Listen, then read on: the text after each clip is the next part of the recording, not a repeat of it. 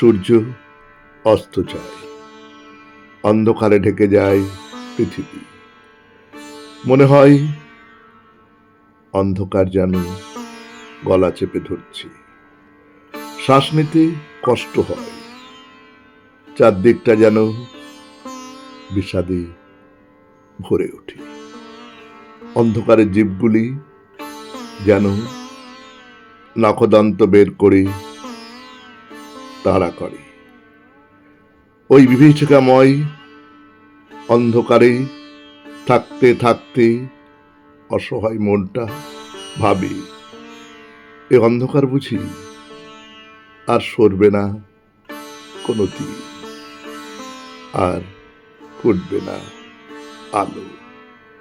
সূর্য বুঝি ভুলে গেছি পৃথিবীকে।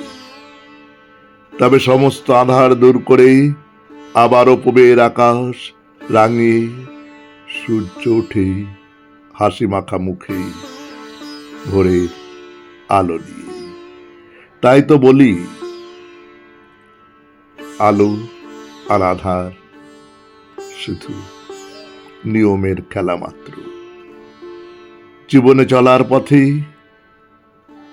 আধার এলে সব শেষ নয়, কিন্তু রাখবে বিশ্বাস, যাবতীয় আধার দূর করে ফিরবে ফিরবে আলো নিশ্চয়। নমস্কার, শুনলেন স্বরচিত কবিতা ফিরবে নিশ্চয়।